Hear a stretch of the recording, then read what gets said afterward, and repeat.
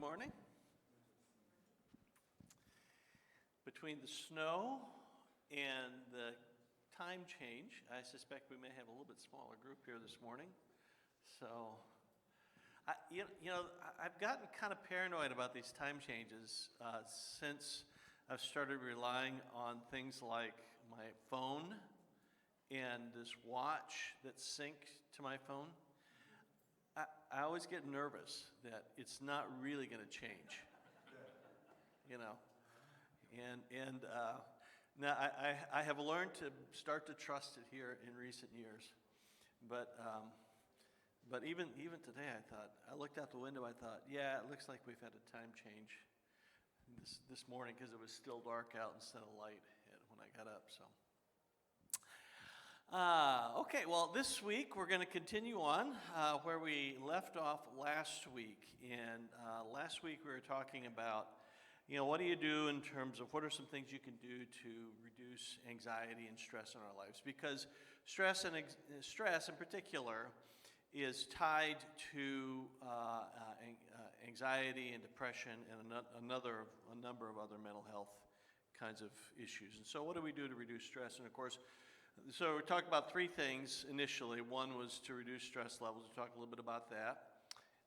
And then a piece of this, really, if you want to go to the next one here, Daryl, is what can you control and what can't you control? And if we tend to stress about the things that we think we can control that we really can't. And so those sorts of things create a lot of stress in us because we think we should be able to do something about them, and we really can't, and it becomes pretty difficult for us. I'm just thinking about this couple that I've worked with that they have a son who's living in another state who has some mental health issues, and they're trying to support him and help him, and I think they're coming to the realization that there's only so much they can do because he's now mid-20s and living off on his own, and they can't exert the kind of control that they once did as they were parents. So I've often said the most difficult phase of parenting is when your kids grow up, and I think it's related to that, the lack of control. So that's one piece. Another piece, I'm going to go on to the next one, has to do with taking care of yourself, exercise, diet, all those sorts of things, getting a good amount of sleep. I was just talking with Butch about taking cat naps in the afternoon, So maintaining a healthy lifestyle is one of the things that helps us deal with the stress in our lives. And then the third one really had to do with the idea of margin, maintaining some sort of margin in our lives so we don't fill everything up from, all the way across every moment in our life, but we have some space built in so that we can have room to do some other things as well. Okay, I'm going to mention a couple more here this morning. The next one has to do with reframing. So I suppose everybody recognizes this painting, right? The Mona Lisa.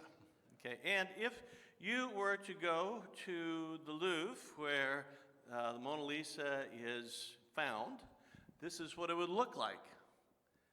It's actually, I've been there, and it's kind of all in its own display, and there's just one painting hanging right there in the middle, and with all sorts of guards around it and everything like that. So, but it looks like that. Okay. But one of the things I noticed in going to art museums is that the frame around the picture oftentimes changes the way in which it looks. So if you want to go on to the next one there, Daryl. If you can imagine the Mona Lisa with these frames around it, your experience of it would be slightly different. Okay? Probably not totally different by any means, but it would be a little bit different because there's a different frame around it. Okay? And I think that frame has to do with context, how we view an event, how we view something that's happened, and the context that surrounds it. So let me give you an example. Since Bruce is just coming into the room, I'll pick on him. There he is. So let's suppose that Bruce is, at a church gathering here, and there's a bunch of people milling around, and Steve walks in, and Bruce says, "Hey, Steve, how are you?" And Steve just walks right by him. Okay? Now, if you are Bruce, how do you make meaning about that event that Steve just walked right by him after he reached out and he said hello? If you're Bruce, what are you thinking that means?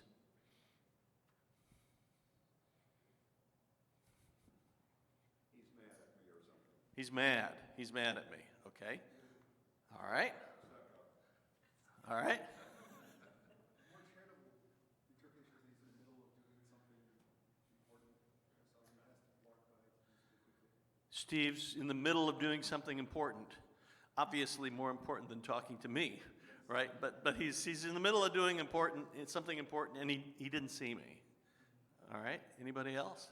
Well, he may have his own situations he's dealing with, and he's concentrating on it, so he blocks everything out that deals with whatever he's dealing with. Steve is laser focused. Okay, and he doesn't even see Bruce. He doesn't see anything because he's just focused on whatever it is he's looking at. Okay, any others? He's got his headphones in, right, okay. And nowadays, they're so tiny you can't even tell they're in, right? Okay, so which of those is it? Which of those reasons is it that Steve just walked by Bruce without acknowledging him? We don't know, right?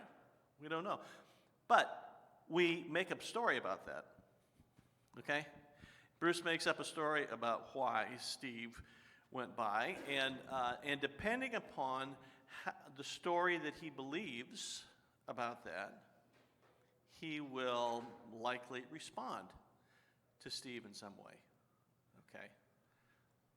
Yeah, Vicki. I was just thinking about that. This has been a lot of years ago. The person's not around anymore here, but I had a situation where I had asked someone out for lunch, and when we met, she said, "It's really nice to go to lunch because I was pretty sure you didn't like me at all." And I was completely flabbergasted by that. And so she said, "Well, we had something that felt a little tense, and then the last two times I've asked you to lunch, you couldn't come." And I was like, "Oh my goodness, this sister in Christ has had this been harboring this feeling toward me," and I was completely clueless. And I think that helps me kind of give the benefit of the doubt because I was kind of on the other end of it, and it was really sad. Yeah, exactly. That's a great example. And I think I've said this here before, but we don't respond to what actually happened. We respond to what we think happened, our perception of what has happened, right? And so if Bruce thinks that Steve is just brushing him off, Bruce wouldn't do this because he's too nice to do this, but he might be tempted to say, well, if he's going to do that to me, then I'll do that to him, and I'm not going to talk to Steve. On the other hand, if he thinks, oh, Steve was laser focused on something, I'll catch him later, and it's a completely different kind of response. That's what I'm talking about with framing, okay? It's the frame that we put around an event, the meaning that we attach to it has everything to do with how we respond to something. So here are a couple examples, if you want to forward there, Daryl. My kid is driving me crazy is one kind of response, and therefore I'm going to pull out either his hair or mine, okay? On the other hand, another response is, my kid is a handful sometimes, but I can't imagine what life would be like without him. It's a different frame of reference around that. Or we kind of talked about the second one. The third one, I'm totally overwhelmed at work versus this job has a lot of demands, but I'm thankful to have it.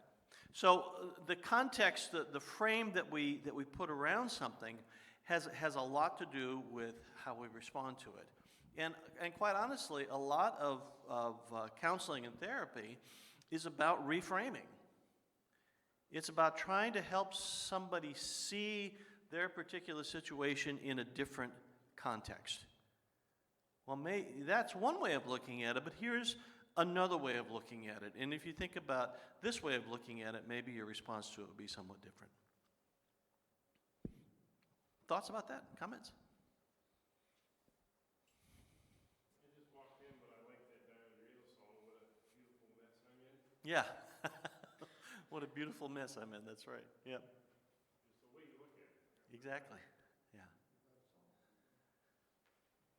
Okay, Darryl, you want to go to the next one? Self-calming techniques. I don't know.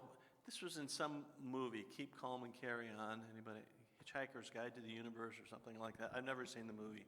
But you see this label around, keep calm and carry on. And a lot, when we are feeling stressed, there are a number of things that we can do to help ourselves kind of try to calm ourselves, or the word that sometimes is used is to be grounded in some way. So here are a few examples if you want to go to the next one. And by the way, I got off of my numbering, so this really isn't number 6. It's still number 5. So prayer and meditation.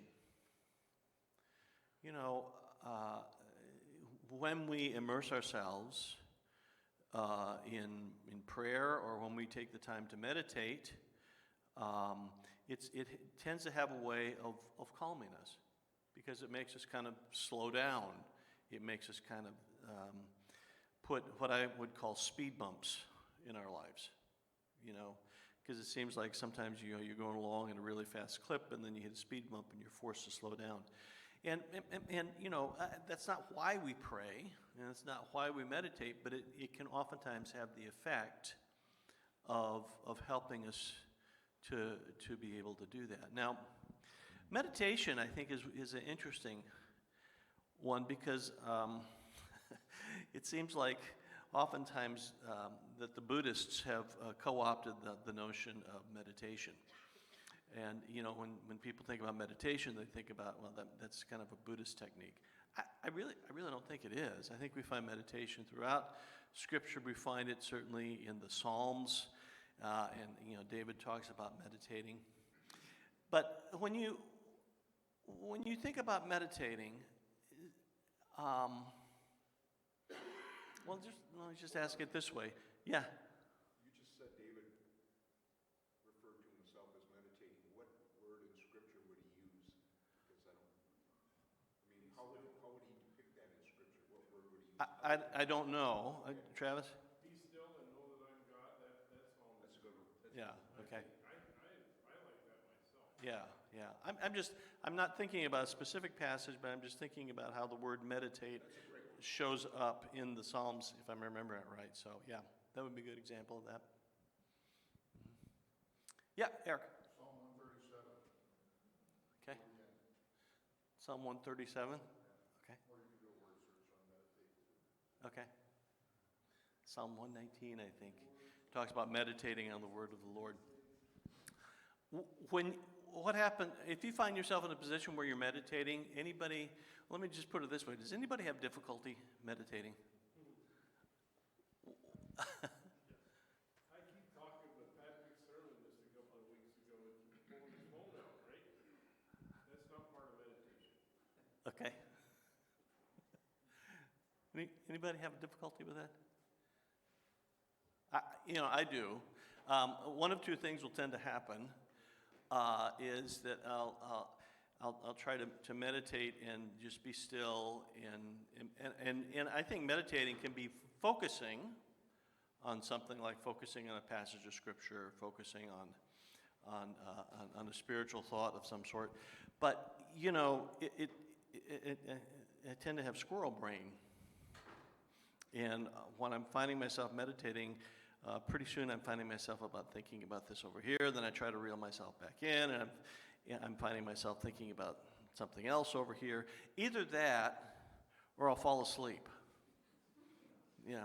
I've done that before, where you're just meditating, and all of a sudden instead of meditating, I'm dreaming. So I think it is not an easy practice by any means, but I think it has the effect of, from a stress perspective, anxiety perspective, of trying to help slow us down. Yep, Todd. I was just going to comment, I'm teaching a class this spring, and one of the students has some accommodations for testing, and Yep. she needs to listen to music with no lyrics Yep. to kind of calm herself, because she has both test anxiety, Yeah. and so it's just I'm guessing that's just a self-calming technique. It's a great example of that. Listening to music, or something else that has a tendency to kind of help drop our heart rate. I mean, we've referred to this 2 or 3 times now, but the story about David playing the harp or the lyre for Saul. I mean, a self-calming technique, or that Saul was participating in. Deep breathing is another one. There's something, for example, called the box technique, where you take a deep breath, 4 seconds in, hold it for 4 seconds, take 4 seconds to exhale, and then wait 4 seconds and take your next breath. And you do that several times. And, there's that notion has sort of been co-opted by a lot of psychologists now, but it's not a new idea. I mean, you remember your mother telling you when you get angry you need to count to 10? It's the same sort of principle. It's not deep breathing. Now somebody with a medical background might be able to tell us something about the physiological impact of deep breathing and how that helps us. I can't do that, but it still has the effect of kind of slowing things down for us. And that's a lot of what stress reduction, this particular type of stress reduction, is trying to do. Or sensory connection, trying to do something that connects you to your senses in one way or another. So, for example, some people will do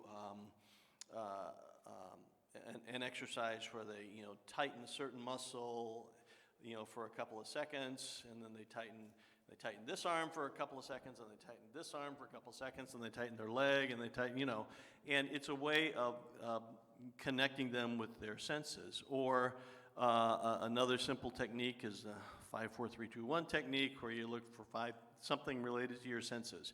Something I see, something I hear, something I smell, whatever the other 2 senses are. Yep, Vicki.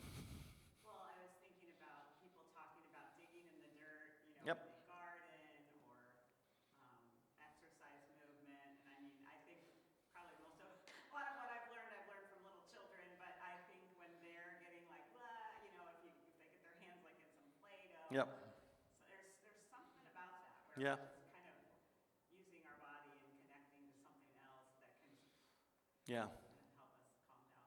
Yeah, interestingly enough, if you decide to Google the term grounding, I mean, you'll find some of this stuff as a way of kind of grounding yourself, but there's actually grounding, where people will talk about the importance of going barefoot on the grass, okay, or on the dirt, or wherever they are, as a way of kind of connecting them to the earth. I mean, all of these things are intended to be stress reducers of some sort, to help us deal with anxiety in our lives. And certainly, I think we think about the whole notion of, if stress is related to trying to control the things that we're unable to control, we have a kind of a unique perspective on this as Christians, because one of the things we're seeking to do is to say, okay, those things that I can't control, I'm going to give over to God and allow God to take care of those things. Much easier said than done, of course, right? But that's our frame of reference, and probably all of the things that we're talking about here are related to that. But prayer, meditation, are ways in which we can seek to let go of some of the things that we're seeking to control and give them over to God. Okay, let me stop. Comments? Thoughts? Questions? Yeah, Patrick. Well, I'm going to guess that some people might hear this and think like, oh, that's like new agey, or Yep. it's more modern. But I do think that there is substance to it, even in Scripture.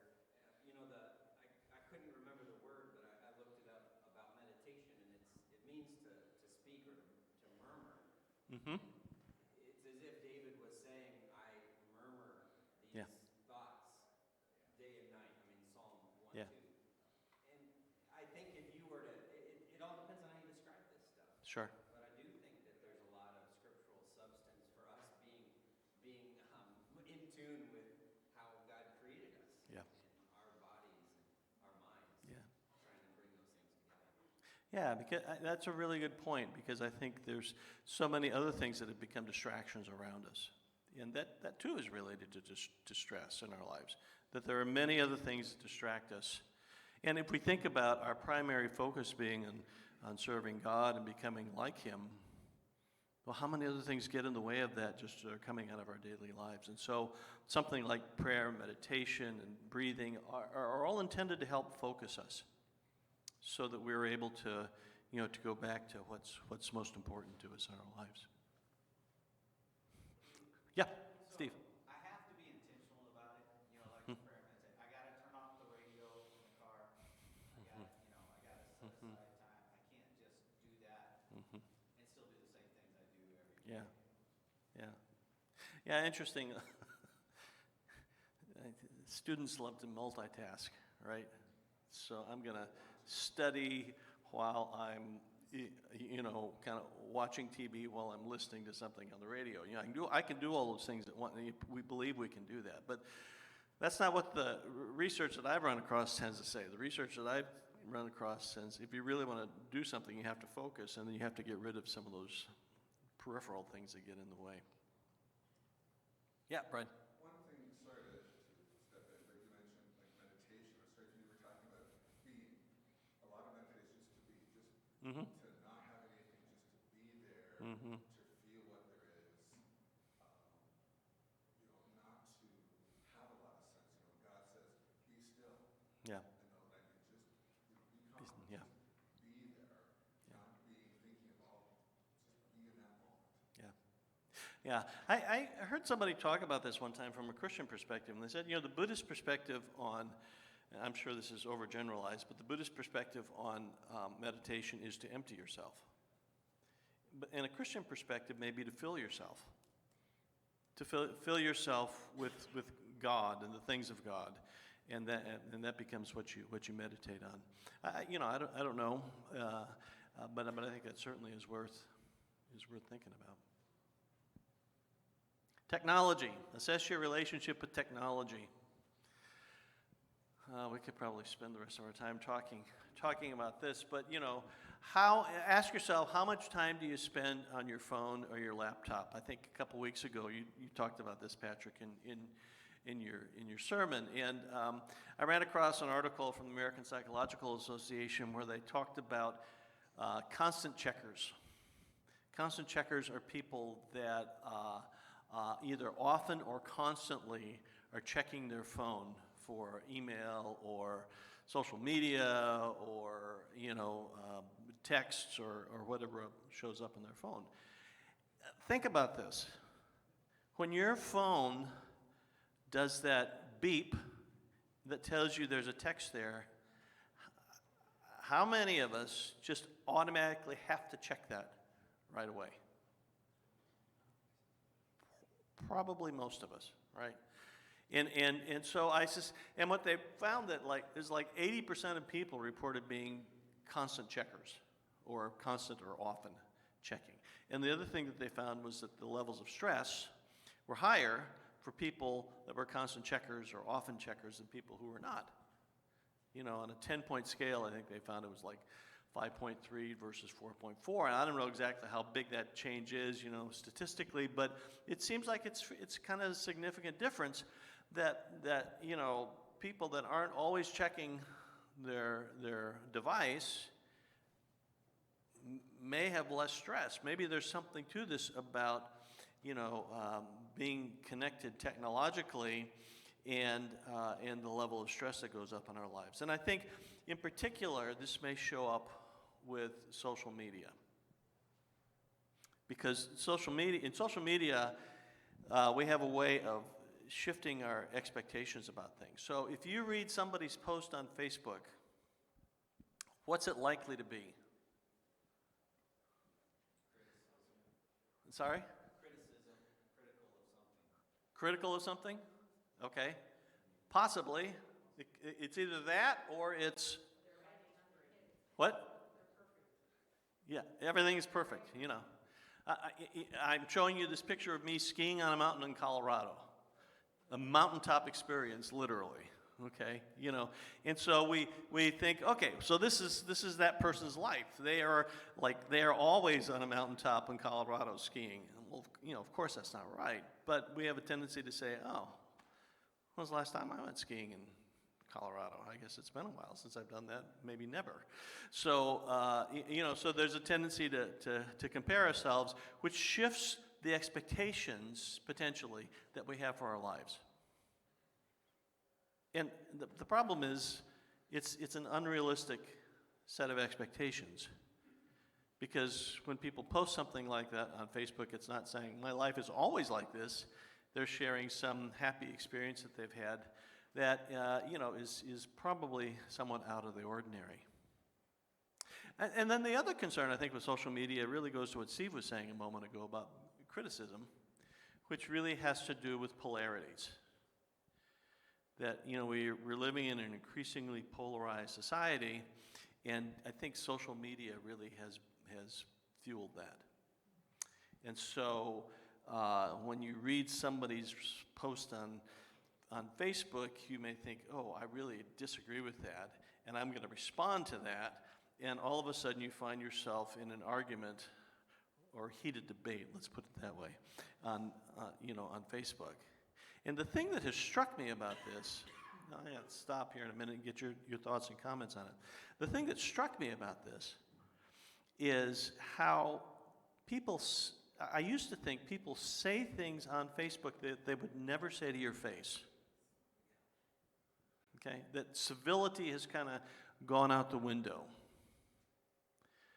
But I think what I'm seeing increasingly is that people will say things to your face, the very things they say on Facebook or on some online discussion. And so, you know, anyway, I'm going off on a rant here, so I probably should stop. What I'm suggesting is that what the kind of relationship we have with technology in our lives is potentially a contributor to the stress level we experience in our lives. Okay, any thoughts on that or comments? Yeah, Patrick. I've been reading a little bit of work by a guy named Jonathan Haidt, who Yeah. social psychologist. Anyway, he points out the fact that we have this narrative that mental health issues began, so to speak, for most people during COVID, during the pandemic. But he said that was only an amplification of the already current trajectory. And if you look back, the bar graph starts to sharply go up around 2011, 2012 with the widespread adoption of phones Yep, and social yep. media. So it's been masked. I mean, the damage, I think we all agree that social media has some upside and some downside, but the difficulty or the damage has kind of been masked because we've been maybe laying some blame at the feet of factors that only made it worse, Yeah. but didn't cause it. Yeah, exactly. I think that's a great point. Yeah, Todd. Because at work, I noticed some email road rage, and and so I asked people to start copying me on their correspondence back to each other to see if that helped the tone. And then eventually I said, no more emails. You guys either get in the same room or talk via phone. Because, to your point, I just felt like the boldness and the rudeness just kept escalating. Yeah. It worries me, honestly, and maybe it's just because I'm old, I don't know. But, you know, what appears to be a lack of civility and the inability to really converse, and I think threads on social media have contributed to that. Rebecca? I think that the novelty of social media will wear off like it has with, you know, Facebook. People younger than me don't even do Facebook, right? I hardly ever do Facebook. It's aging out. The novelty of it will wear off, and I think that, to Patrick's point, when things, you know, we were set up for a disaster here, basically. I 2000s and 90s and things like that, people weren't talking about it and weren't aware of it. Yep.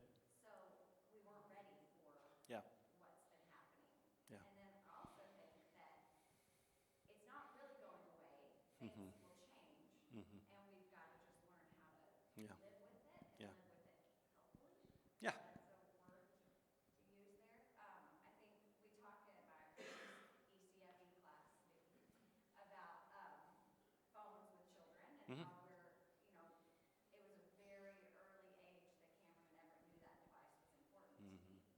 And that like made me sick to my stomach just because it was my lifeline to everyone. It was, I had no family here. It was just how we communicated with anyone, FaceTime or calls or whatever. And it kind of just like made you think like, this is really sad.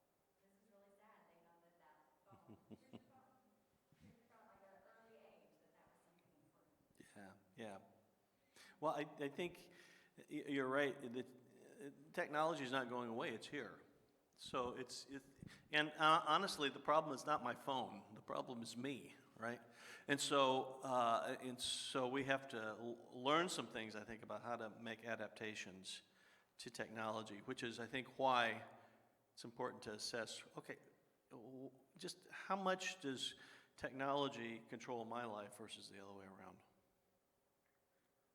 I want to talk about one other thing here, because next week I'm gone for several weeks. Bruce is going to be taking over, but I want to talk about one other area here real quickly, if you want to go to the next one, and that is professional care.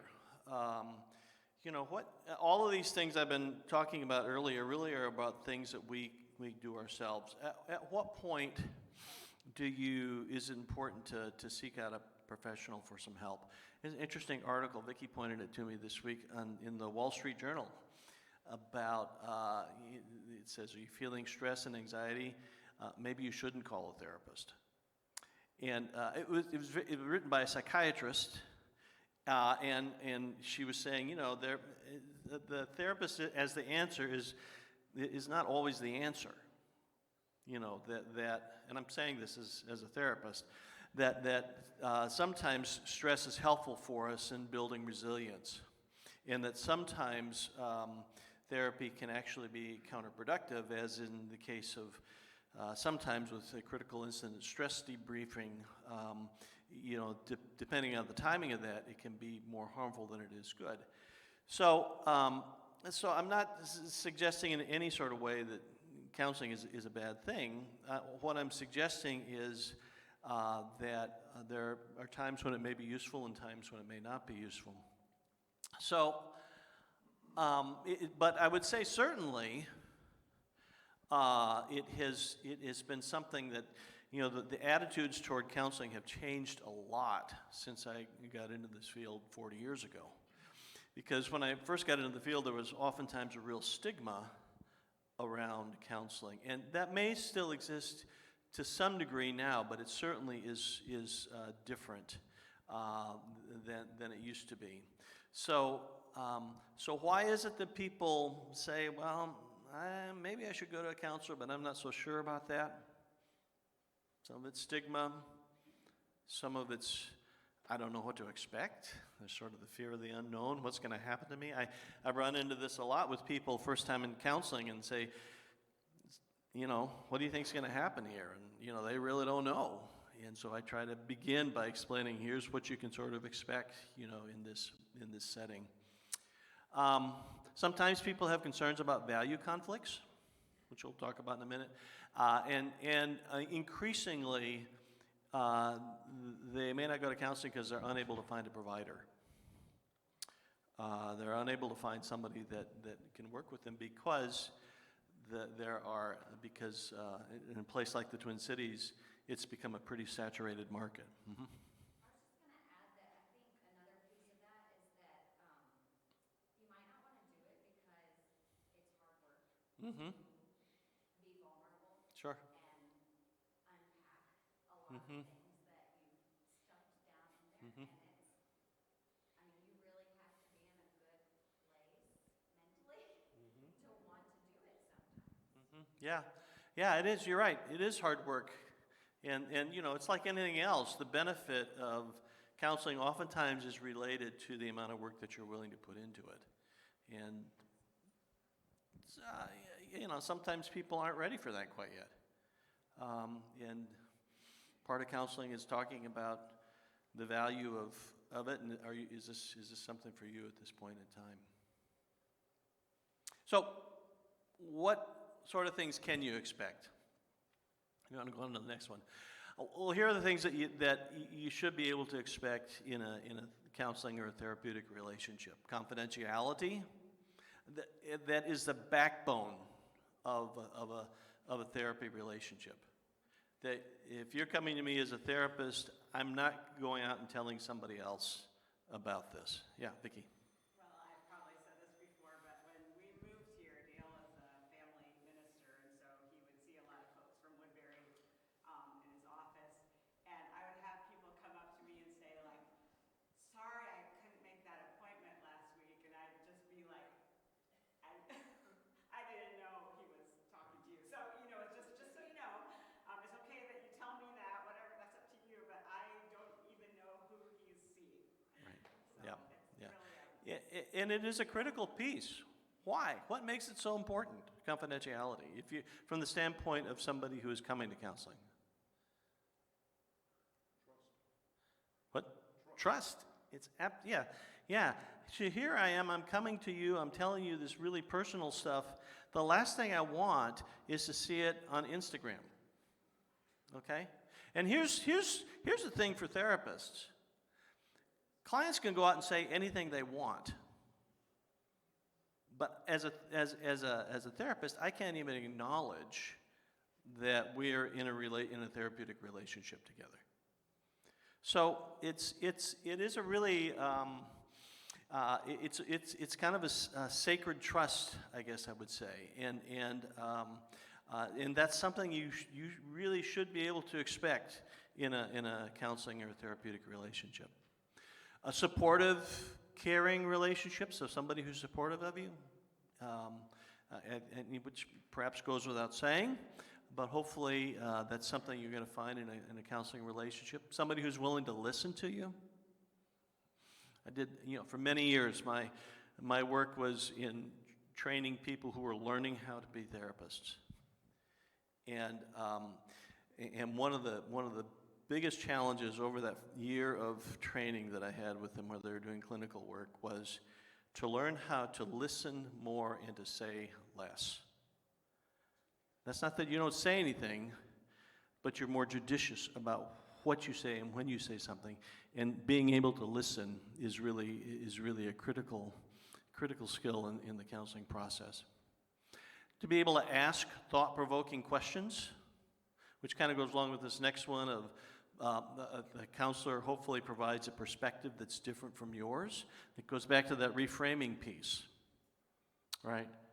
That if I can help you see things in a different light, then that might help you to be able to respond differently. But my way of being able to get there isn't always about, here's another way that you should think about this. Lots of times it's about asking questions so you'll get there yourself, right? Because if something is my idea, I'm a lot more likely to go along with it than I think if somebody else is giving me that idea. And then suggestions for change. Sometimes counselors will give homework and ask you to do some things between sessions, and that's oftentimes a really useful thing. I gave up on homework a long time ago because people sometimes wouldn't do it, and then they would feel bad when they came back, and I didn't want to see that in a therapeutic relationship. So instead, I would give suggestions. Here's something you might try. And sometimes, a therapist might be able to do that and give you, an idea about something that you could try that would be different. And again, it kind of goes to the point that Rebecca was making earlier. How much you're willing to work at it. Oftentimes, it reflects how much you're going to get out of the therapeutic experience. Sorry, I'm just kind of racing through a couple of these. Let me talk about a couple other things. How do you find a counselor? Well, how do you find a new refrigerator? It's kind of the same. If If I want to find a new refrigerator, I'll go ask Patrick, hey, I heard you just got a refrigerator. What kind did you get? Do you like it? You know, and you know, word of mouth is oftentimes the most important way. We talk to somebody that we know, that we trust, and we say, and because this is such a personal thing to us, we want to know that this person that we're going to is trustworthy, and we find out about that by talking to somebody else who we trust. Sometimes who you see in a counseling setting depends upon who your insurance carrier is and whether they're covered. Counseling is expensive for a lot of people, and so being able to have it covered, and some people are covered by certain insurances, some people are not, some people don't take insurance, so that you know, going to your insurance carrier can sometimes be a factor. And then internet sites. Psychology Today is a real common one that's used, others. But you know, one of the things you're hopefully finding there is some sort of something where somebody says something about themselves. So you get an idea, hey, is this person going to be a fit for me or not? Because that's really what you're looking for. You know, is somebody going to be a fit for my situation? So how do I know if it's a good fit for me? Can I ask a question about that? Yep. Mm-hmm. Occurs to me, you hear the term Christian counselor. Mm-hmm. Would you recommend in this room? Yeah, okay. Let's talk, that's actually one of the questions here. What if this counselor does not share my faith perspective? And I've been asked that question a lot over the years, and typically my response is, if the therapist is worth their salt, that's not something that should matter a lot. Obviously, it's helpful, you know, if somebody has a similar faith perspective that I do. But what I would hope is that a good counselor respects the perspective, the faith perspective that you bring in the door. I think what people are scared of is, you know, I'm going to come in and somebody's going to tell me something that suggests to me that I should renounce my faith. And that's not something that should be happening in a counseling situation, even with somebody who's not faith-based. You know, and so I deal with people that are coming from a different perspective on faith than I have. And, you know, one of the things that's important is for me to be able to be respectful of their faith stance. That's not to say that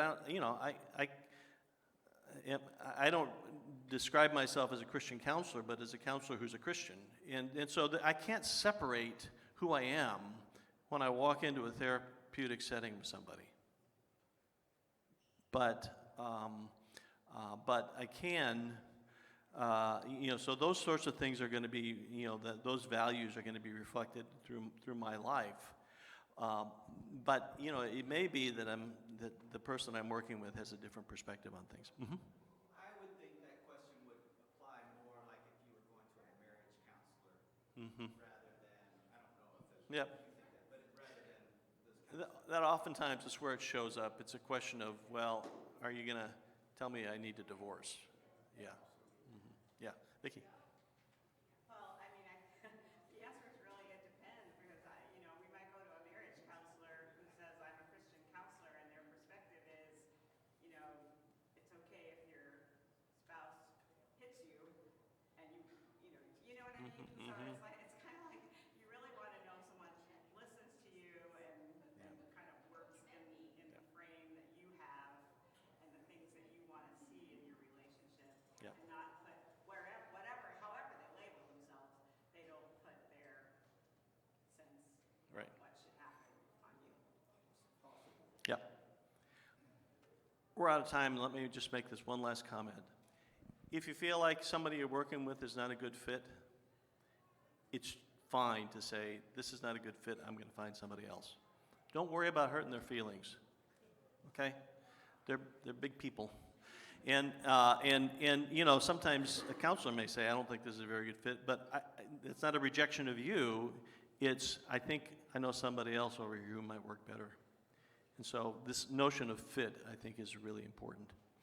Sorry we had to hurry up so much on this last section. Thank you for your attention, and we'll turn things over to Bruce next week. Thanks.